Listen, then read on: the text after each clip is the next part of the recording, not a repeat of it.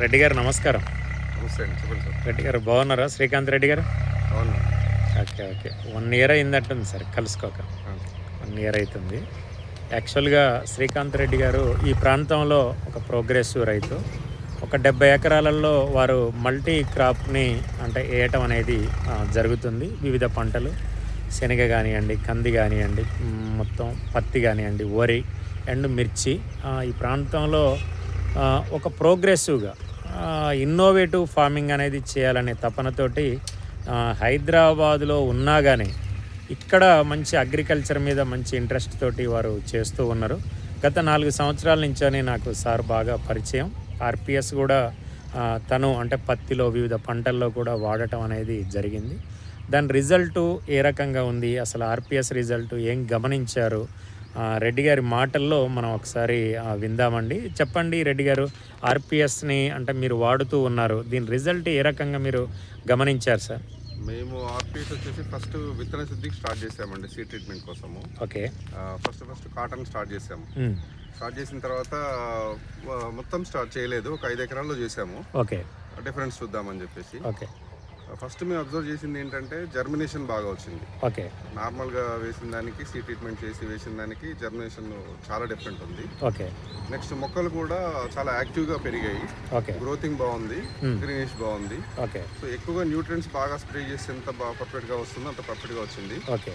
So మొక్క ఆరోగ్యంగా ఉంది, రెసిస్టెన్స్ పవర్ ఉంది కాబట్టి దానికి మిగతా దోమ కానీ తెల్లదోమ పచ్చదోమ కానీ అటాక్ చేయలేదు. ఓకే.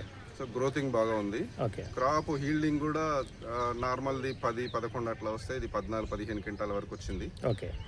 వర్షాలు ఎక్కువగా పడ్డా కూడా జాలు పట్టినా కూడా ఓకే పర్ఫెక్ట్గా వచ్చింది. ఓకే. తర్వాత ప్యాడీలో కూడా వేసాము.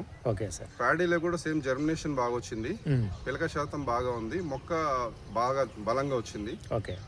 హీల్డింగ్ కూడా దాదాపు మిగతా దానికి దీనికి 5-6 బస్తాలు ఎక్స్ట్రానే వచ్చింది. ఓకే. తర్వాత మిర్చి కూడా వాడాము. Okay sir. ఓకే. కాకపోతే ఈ సంవత్సరం వేయలేదు, కానీ లాస్ట్ ఇయర్ వేసాం, చాలా బాగా వచ్చిందండి, బాగుంది. అంటే ఓవరాల్గా చూసుకున్నప్పుడు అన్ని క్రాప్లలో కూడా మీరు టచ్ చేశారు సార్ ఆర్పిఎస్. రెడ్ గ్రామ్ కందిలో కూడా ఒక స్ప్రే చేసాము, చాలా బాగుందండి. అంతేనా సార్? పర్ఫెక్ట్గా ఉంది. ఓకే. ఓకే. రైతులు అంటే ఆర్పిఎస్ని వాడొచ్చు అంటారా సార్? వాడుకోవాలండి, ఖచ్చితంగా వాడుకోవాలి. అంతేనా సార్? ఖచ్చితంగా వాడుకోవాలి. ఓకే. ఓకే. Great sir. ఇప్పుడు మనకు నేను అంటే వల్లాల పోయి వస్తూ ఉన్నాను. యాక్చువల్గా మిర్చి రైతులు అంటే జనరల్గా ఇక్కడ మనం బిఎస్ఆర్ విత్తనాలు ఇచ్చాం సార్.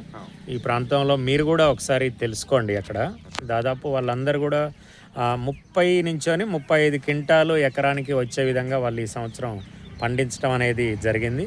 ఖచ్చితంగా నెక్స్ట్ మనం మిర్చి కూడా మనం సీరియస్గా ప్లాన్ చేద్దాం రెడ్డి గారు. ఇప్పుడు ఈ ఇయర్ కంపల్సరీ వేస్తానండి, నేను కూడా ఒక 2-2.5 ఎకరాలు వేస్తాను. ఓకే.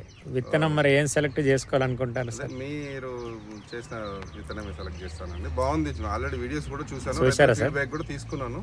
Okay sir. ఫీల్డ్ కూడా చూసాం. Okay sir. Okay. Okay. Thank you Reddy గారు. నమస్తే.